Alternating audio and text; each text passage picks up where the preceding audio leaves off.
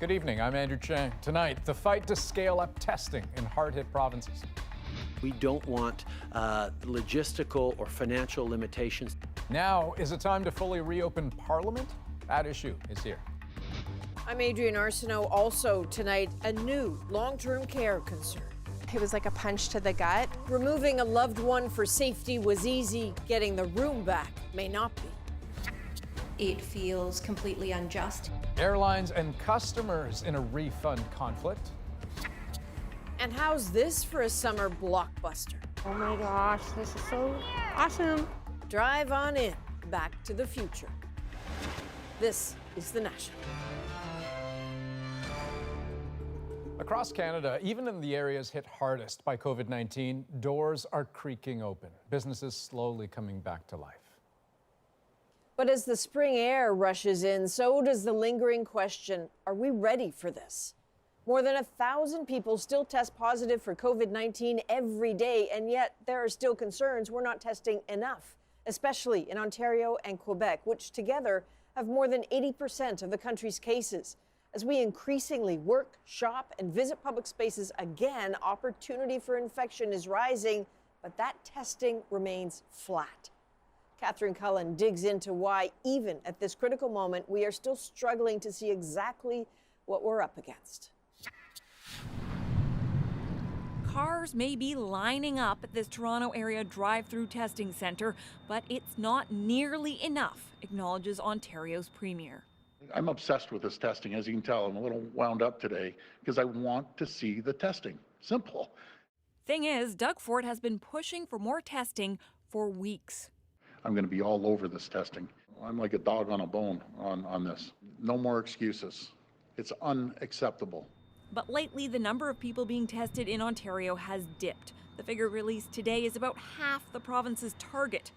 Quebec's Premier François Legault says he's impatient to see a few thousand more daily tests in his hard-hit province. We're testing a lot, but I want that we test more.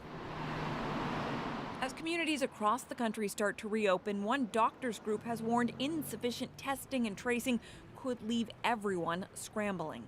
In my opinion, we're not fully prepared for a second wave.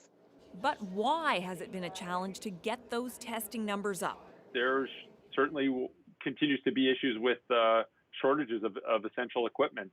And getting enough people to realize they can get a test if they need it. I think it should be clearly publicized and emphasized and re-emphasized time and time again. The barrier to testing should be none. As for the fix, Ford is promising much more widespread testing. Let's go covering every Uber, every taxi driver, every limousine driver. Let's get them tested. Let's go into the food manufacturing facilities, these large facilities, get them tested. Nationally, the Prime Minister is offering what he calls massive support. We don't want logistical or financial limitations to keep anywhere in this country held back from doing all the testing that is necessary. He says with federal help, he hopes to see an improvement immediately. Catherine Cullen, CBC News, Ottawa. Now, immediately may not be fast enough. Even without a crystal clear look at the state of COVID-19, Ontario and Quebec are making the leap. And Thomas Daigle shows us how relief at reopening is for some tinged with tension, even fear. Ontario's green thumbs are at it again, with garden centres among the first businesses to reopen, though with a hint of anxiety. I would say the biggest problem is people keeping social space. People tend not to listen. It's too early to tell whether partially restarting the economy will accelerate the spread of the coronavirus, but this public health expert does worry. The reopening has progressed in a much less gradual fashion than I had envisioned it. Our hospitals still have over 100 COVID patients, at least in Mississauga alone. And consider these figures. Over the past week, Ontario has seen its daily number of new confirmed infections slowly but steadily climb, with another 413 today. And Quebec is still observing more infections than anywhere else in Canada, including 720 new cases there today. Food for thought at the Garden Centre. If we lock everybody down, our economy is just gonna tank. So it's time to come back. unfortunately, people are going to die doing it. The premiers of Ontario and Quebec both warned they'll reimpose restrictions if need be. Quebec announced plans to open day camps on time in June, and the government is already lifting shutdowns of provincial parks. But that's not gone as planned in Oka, where local Mohawks have been preventing cars from coming in. They're going to come from highly infected areas to possibly bring this virus here. This is quite a difficult period. The chief public health officer warns of so-called quarantine fatigue across the country. We have to be really cautious because it might not take much for another chain of transmission and an escalation to occur. With warnings of a second wave in the coming months, a reminder that in some parts, the first wave isn't over yet. Thomas Daigle, CBC News, Toronto. The Prime Minister announced new money for a population that critics say has been overlooked during the pandemic: Indigenous Canadians who live off reserve. If you live off reserve or in a city, we're working to make sure you don't fall through the cracks. He announced $75 million in new funding for community groups that supply everything from groceries to mental health services. Just a tiny fraction of Ottawa's earlier package of pandemic funding was directed to off-reserve organizations, despite serving more than half the Indigenous population. Thousands of Canadians whose trips were canceled due to COVID-19 say they are being treated unfairly by the airlines. They want refunds. They're being offered vouchers valid for 2 years. But as Ashley Burke explains, in this unprecedented time, the airlines have some support. To me, it feels like the airlines are taking people as fools. Ryn DeRosier says it was practically a full-time job fighting to get her money back. I feel completely disgusted and disheartened by this whole experience. She called off her family's trip to Cuba in March because of the pandemic. Sunwing originally promised a refund, then later said only a travel voucher was possible. I feel that the airlines are essentially taking interest-free loans from Canadians. It feels completely unjust. It's just very, very unfair. The pandemic closed down Shona Chapman's hair salon. She says a travel credit from WestJet for her Mexico vacation won't pay her mounting bills. We've had to defer car payments and things.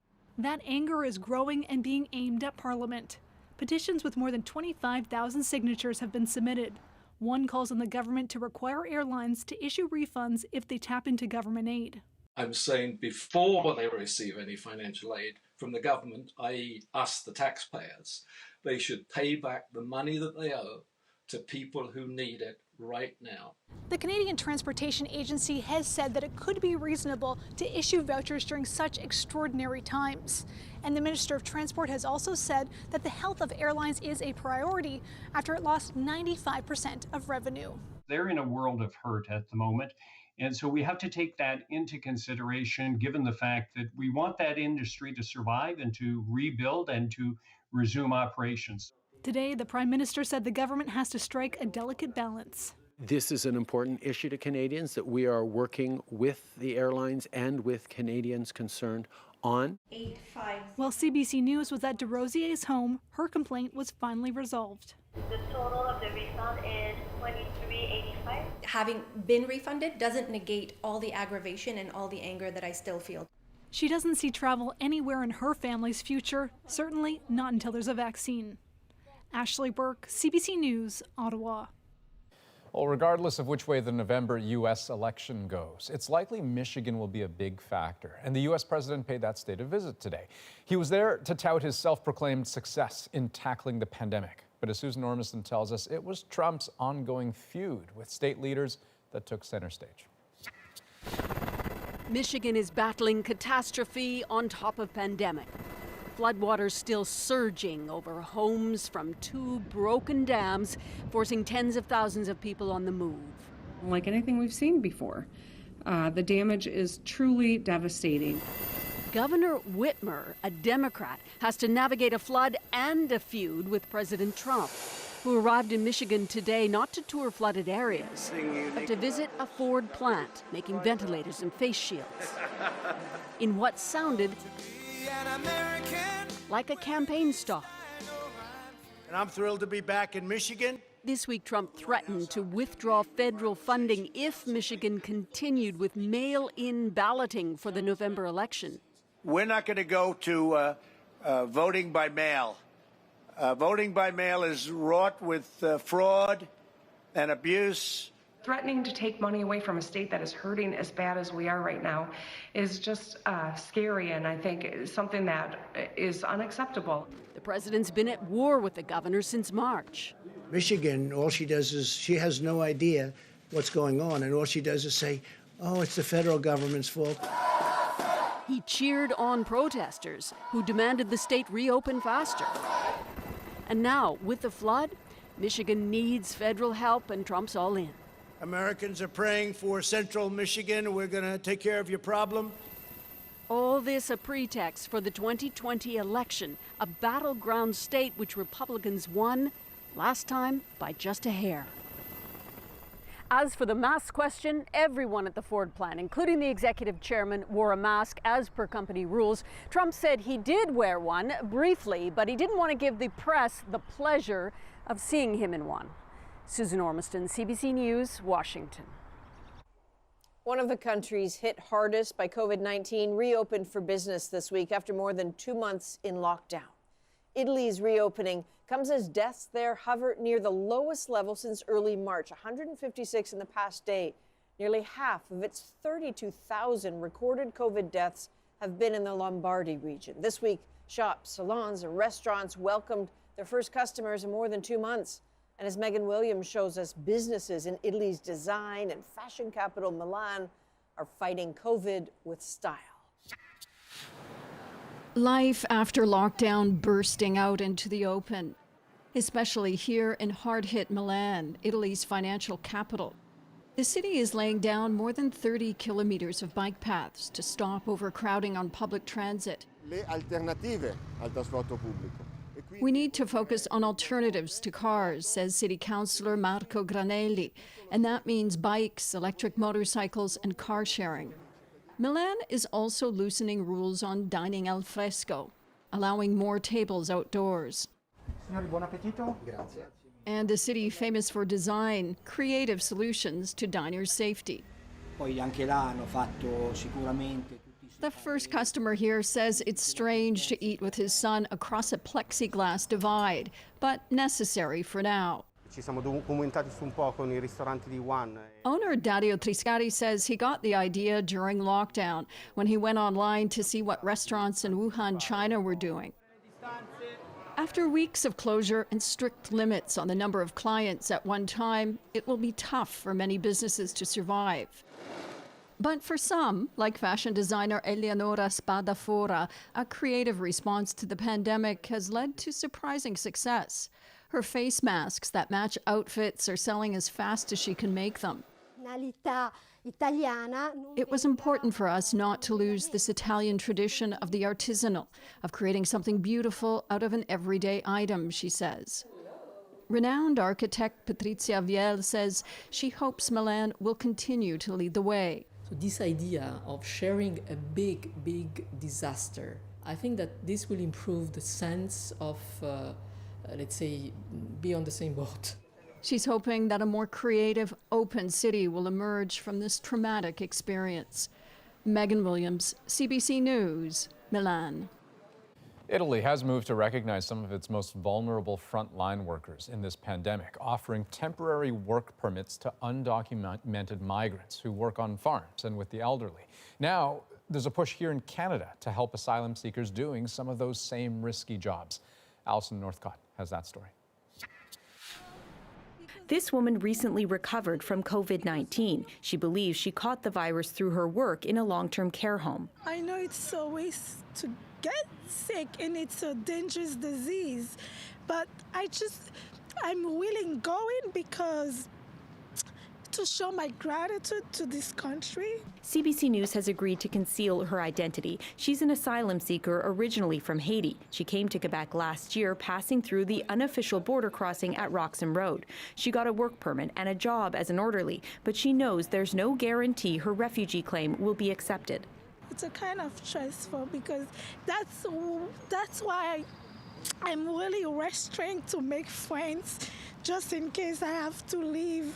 there are growing calls for the federal and provincial governments to recognize asylum seekers doing frontline work during the pandemic. Some community groups in Quebec estimate there are hundreds of them in this province alone. They're the one contributing, they're the one taking care of our parents. Please, let's give them amnesty, let's give them an opportunity to say, welcome to Canada, we thank you for what you're doing. He's launched a petition calling on the federal government to create a program to help asylum seekers get permanent residency faster. In a statement, the Federal Immigration Ministry said all eligible asylum claimants receive a full and fair hearing on the individual merits of their claim. We need them. We are lucky to have them. Quebec's premier says there's a process to follow. There are some rules for the people who would like to become immigrants. And there are some rules regarding the asylum seeker. This woman says she understands that. That will be a sign of gratitude, and also that will make a huge difference in the world, this act of humanity.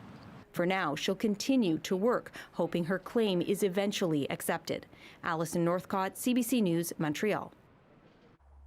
Members of the Canadian Forces have also been helping out in long-term care homes, both in Quebec and Ontario. And today we learned their infection numbers have spiked.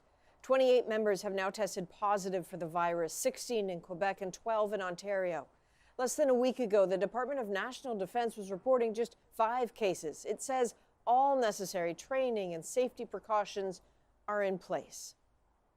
When the virus started ravaging Ontario long-term care homes, killing residents by the hundreds, many families did the one thing they thought could save their loved one's life. They pulled them out, thinking they could return when the outbreaks cleared. But as David Common shows us, people are now finding out it is not that simple.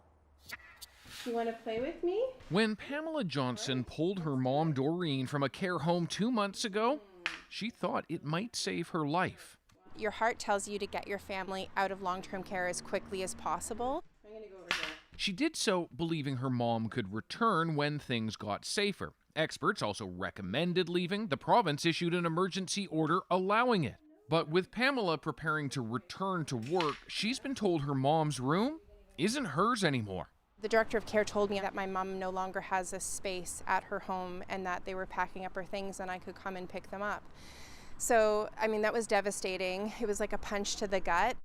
Ontario's emergency order puts returnees at the top of the wait list, but it doesn't guarantee the same room, even perhaps the same home.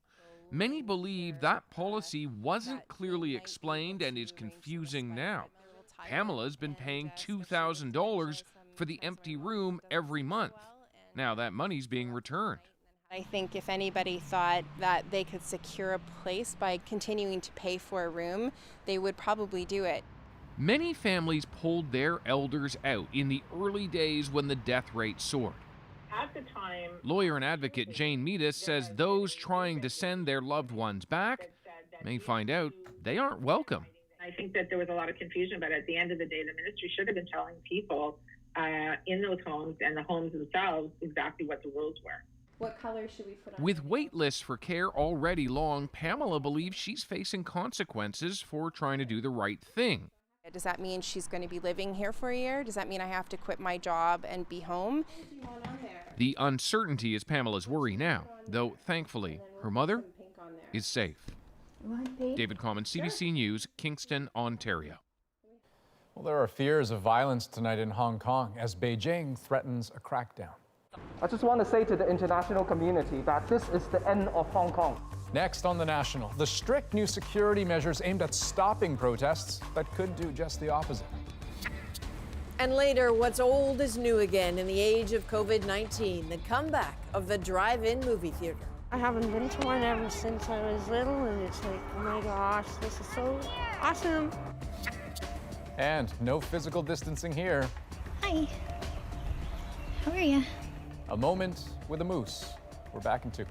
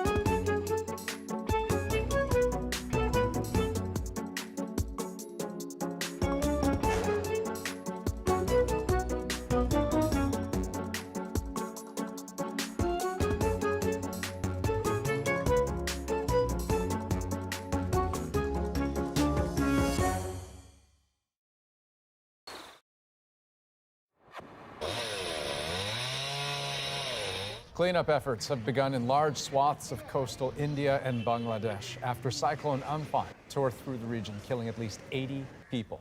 The storm destroyed villages, knocked down trees, and brought down power lines, leaving millions in the dark. And officials say the full extent of the damage remains to be seen. Well, Beijing is about to impose harsh new security measures on Hong Kong, and pro-democracy activists there say it could spell the end of Hong Kong as we know it. The measures are intended to tamp down rising protests, but as Sasha Petrusik tells us, it's possible they'll have the opposite effect. As leaders and delegates gathered for the People's Congress, the biggest political event in China, their main target was Hong Kong. We will stop violence and restore order, Congress Chairman Wang Yang declared, signaling that any autonomy that was promised Hong Kong under an arrangement called One Country, Two Systems could soon be revoked. In light of the new circumstances, this is highly necessary, said the Congress spokesman.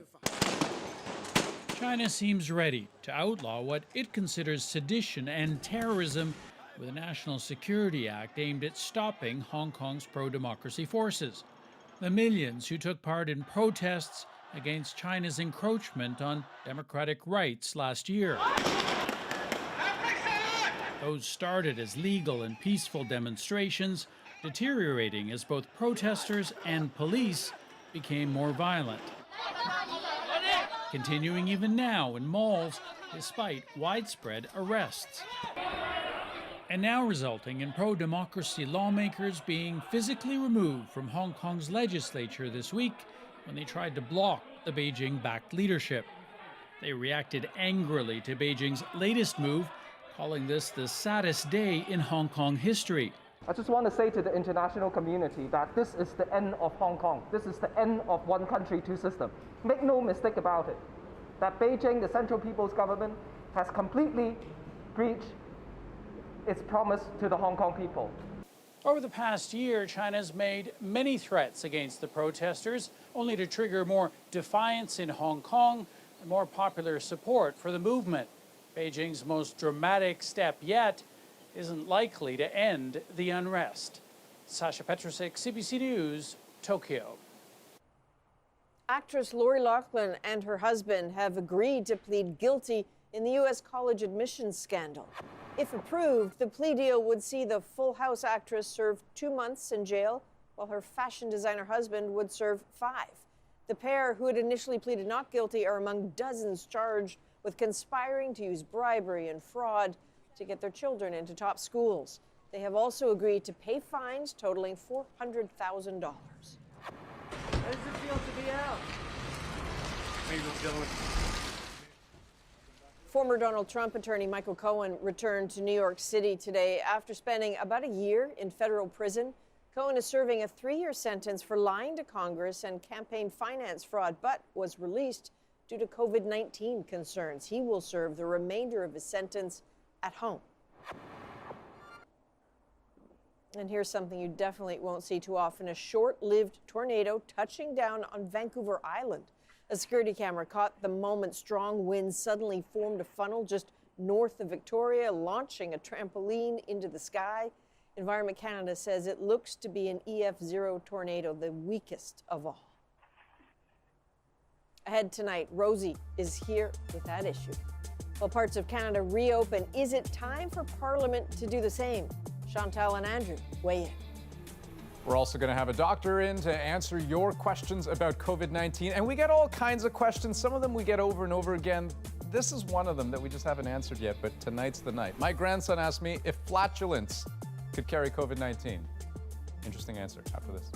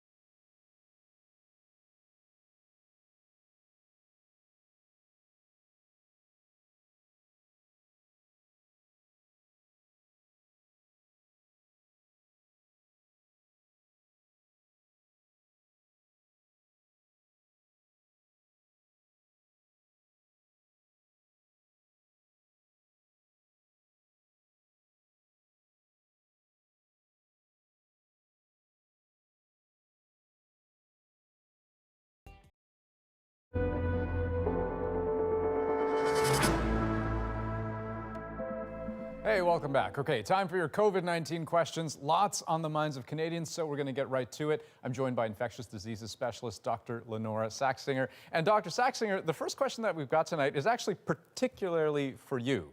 Last week, Dr. Saxinger said it would be acceptable to have a house cleaner in one's home as long as social distancing is maintained. Should I be concerned if my house cleaner has to take public transit to travel to my house? I think that's an interesting wrinkle because I guess there's two parts of it. One is what's the background rate in the community? What's the risk of public transit? And what's the risk of you basically getting infection from someone who has elevated risk from public transit? So it depends on your community. And if there's very low community risk, I think the public transit risk is going to be lower. And there's one very interesting study that I'd recently come across looking at transmission to contacts. And 10% of household contacts, like prolonged close contact, were infected. 1% of healthcare contacts were infected, and 0.1% of public transit-related contacts were infected in one study in one place, which suggests that although the risk is not zero, it's not extremely high. And so I think there's a bit of a context to it, and it depends, again, on what's going on in your community. So that's a judgment call, and right. I think it is likely okay as well. Right. Yeah, and I understand these are sort of difficult answers to give questions to give very specific answers to. Here's another one. My grandson asked me if flatulence could carry COVID-19. After laughing, we agreed that it was a valid question. So, could flatulence carry and disperse COVID-19? Thanks. Okay, well, after laughing, I guess that is a valid question because there has been some research lately suggesting that although we knew we could find viral fragments in the stool, that you can also possibly find a viable, cultivatable virus in the stool. And so I can see why the question would arise. I guess the real question is how much could virus in the stool make it to you inhaling it in the setting of flatulence? And I think both the volume of emissions is much lower than, for example, from the air in your chest. And also there's a built-in protection in the form of clothes.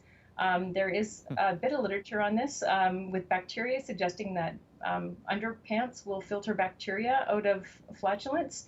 And so there might be a similar protective effect here. So I think that the risk would be really negligible and should not be a big concern ultimately. I would never have known that had the question not been asked. So thank you to the viewer for that. Dr. Saxinger, thanks so much for your time. Okay, as we've mentioned, we'll be asking your questions, all kinds of questions about COVID-19 every night going forward, so send them in. You can message us directly on Instagram at CBC The National, or send us an email at covid@cbc.ca. Just be sure to put The National in the subject line. Shopify, one of Canada's top companies, will have staff work from home as much as possible, even after pandemic restrictions end. This isn't something that just Shopify is going to feel. I believe this is a tidal wave that is hitting all companies. You see it all over the industry right now. The Ottawa-based e-commerce giant says it is shifting to a digital by default model, meaning its 5,000 employees will be able to work from home for good. Shopify says all its offices will remain closed until 2021 so they can be reconfigured for this new reality. COVID-19 has most of us also thinking about financial health these days, but in Alberta, the quest to fire up the economy's engine long predated the pandemic. Jason Kenney swept to power on promises of a return to oil and gas glory. Aaron Collins looks at the impact that's had on other sectors. 2020 hasn't been kind to Canada's oil patch. A slowdown in global demand put the squeeze on the sector. Bad news for Jason Kenney. His UCP rode to power, promising to restore the patch to its former glory and refill Calgary's oil and gas towers. Well, it hasn't happened, but not due to a lack of trying. The UCP slashed corporate tax rates, even bought part of the Keystone XL pipeline. But some worry that focus on oil and gas has come at the expense of diversifying the economy and growing the tech sector. So I would put a lot of emphasis on the opportunities to grow those companies, to fill those towers. I think the opportunity there is greater than any other sector of our economy today. While the province spent billions to raise the fortunes of the oil patch, it cut programs designed to boost tech. Now there are worries those local startups will leave. a troubling notion after some local companies had started to taste success. This startup just raised more than $50 million to develop a bill collecting app. Another homegrown tech firm was sold last year for $1 billion. Now the province is asking experts how it can help more tech companies grow. There's still lots that's happening here, but how do we make sure we can go from that to being the most competitive jurisdiction in Canada? For many, like this U.S. video game company, the answer is simple. Bring back the government tax credits that lured them to the city in the first place. Tax credits the company's CEO believes could be back. Perhaps now the new realities with COVID and what's happened in the energy sector may encourage that investment, so to speak. The province says the tech sector will be key to Alberta's post-COVID economic recovery. What's less clear is whether or not they're willing to spend more to turn that diversification dream into an economic reality. Aaron Collins, CBC News, Calgary. Ahead tonight, an old school comeback compliments of COVID-19. Everybody knows the drive-ins are a thing, I'd say.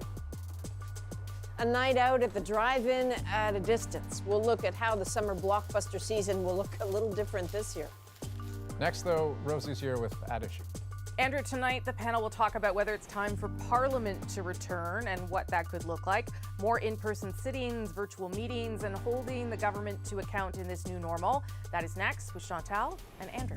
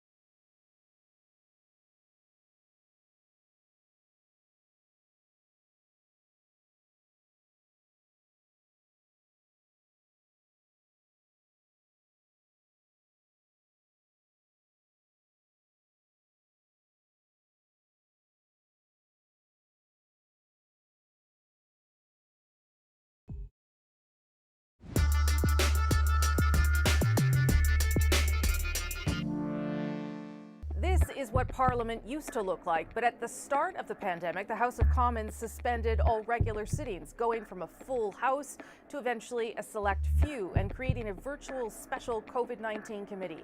But with the current agreement set to expire and provinces reopening, is it time for Parliament to do the same? It's Thursday, and I am here with At Issue Chantal Hébert, Andrew Coyne, and Althea Raj. We had some technical difficulties with her tonight, so we will give her extra time to talk about her thoughts next week. Okay, I'll start with you, Chantal. The deadline for this current agreement to suspend the House is up on Monday. Do you, from what you're seeing with the virtual committee or this in-person committee once a week, do you think that we need more, that we need to go further and allow more of Parliament to resume in a more regular way? Yes, more of Parliament.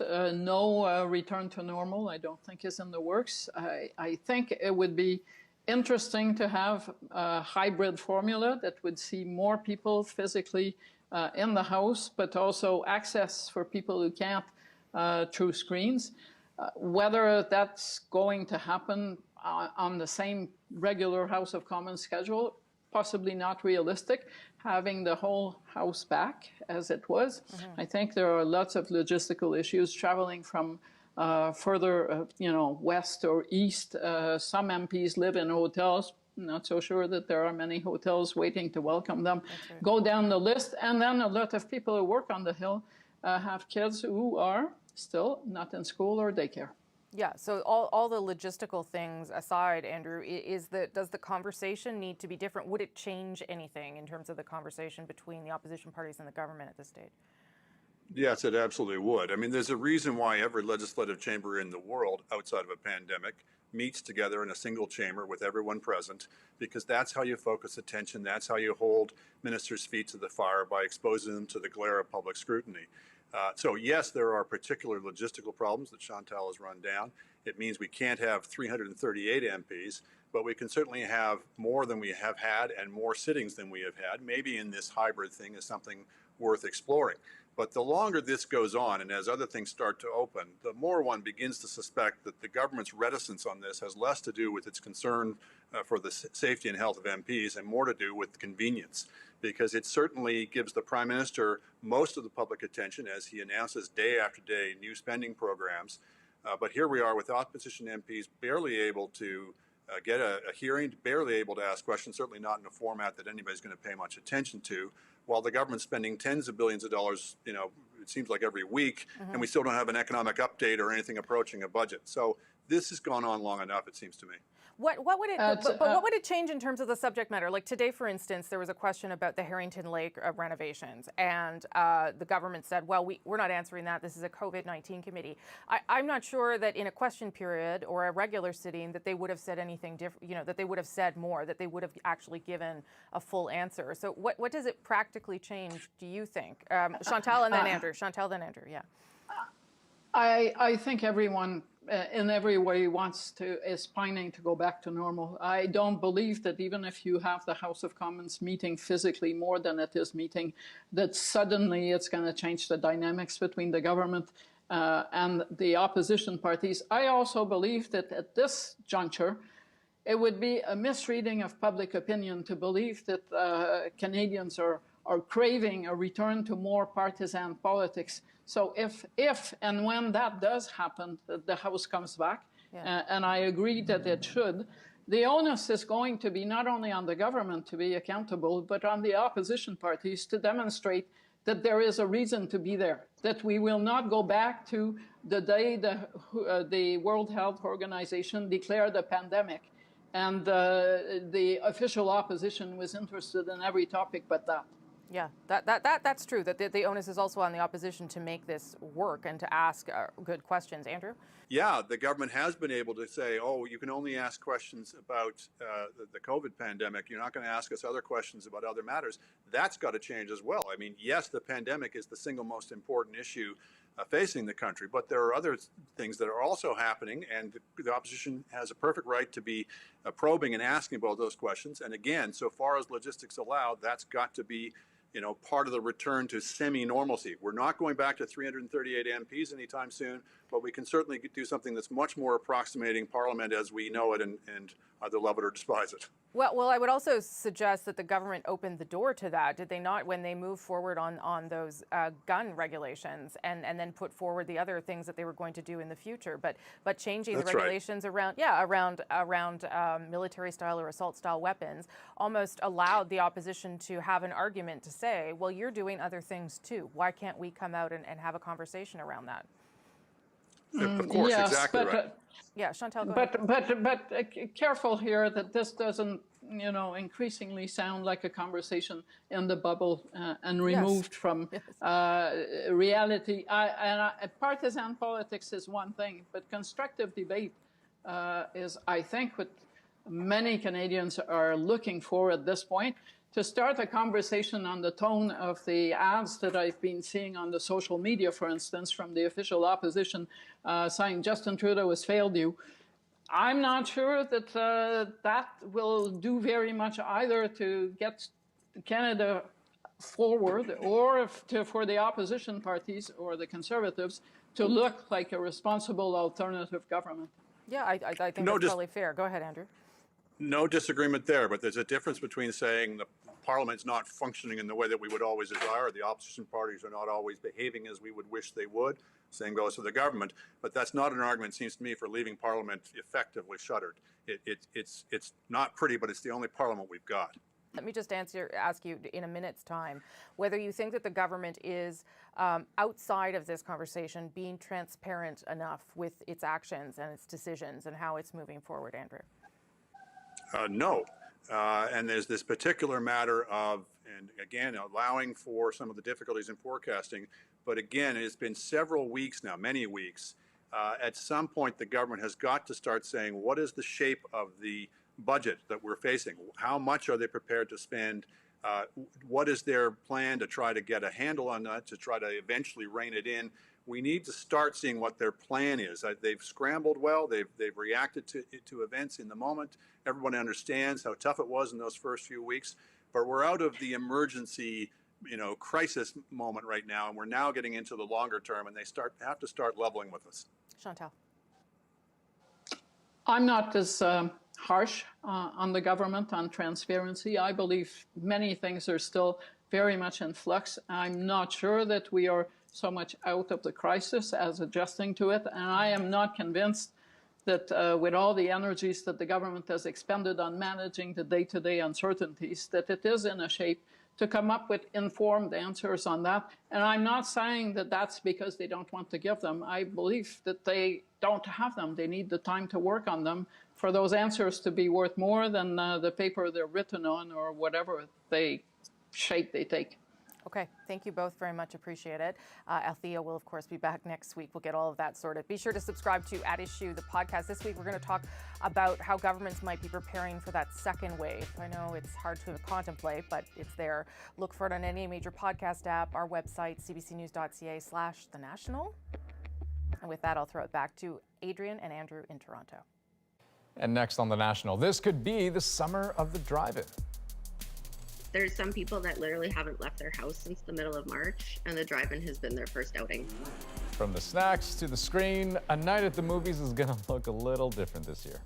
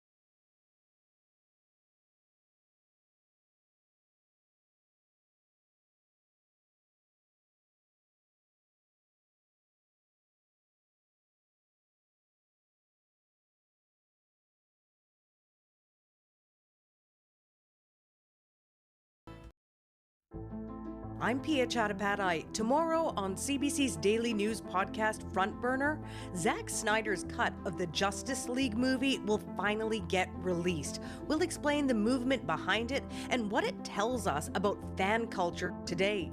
Subscribe wherever you get your podcasts. What's old is new again. Drive-ins are making a comeback in this era of physical distancing.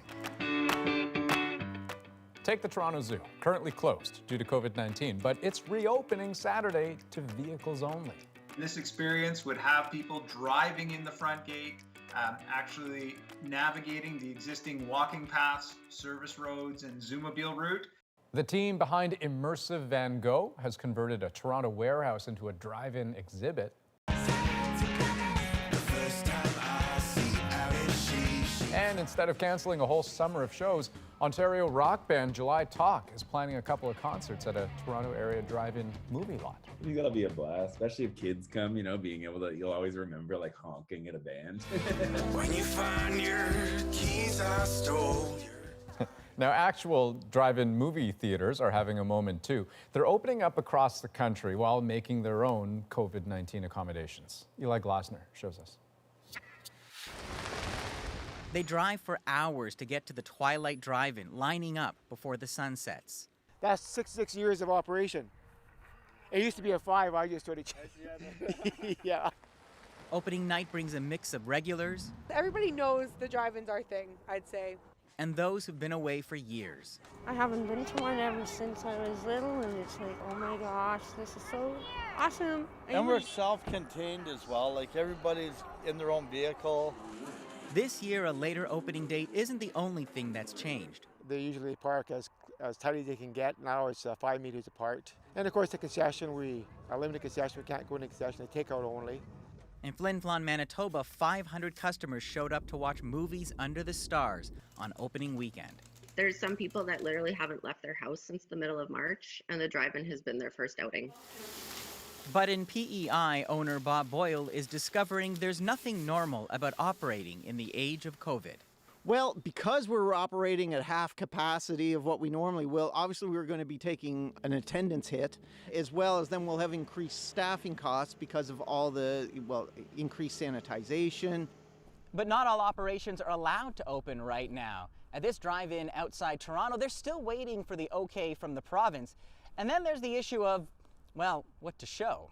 This is going to be a blockbuster movie season without any blockbusters. From Black Widow to Mulan, every major movie release has been delayed, except for the time-warping action film Tenet, still scheduled for July. Welcome to the afterlife. While Hollywood waits to see if audiences will brave the movie theaters, drive-ins are popping up all across North America. Now it's really the only thing going. And I asked people why they were there. And they said it didn't matter what movie was there, they just wanted to get together in public. An old-fashioned form of entertainment, offering a new way forward. Eli Glasner, CBC News, Oakville, Ontario. So good. Next on The National, it's not unusual for hikers in Newfoundland to come across a moose. But what about a moose this curious? Our moment is next.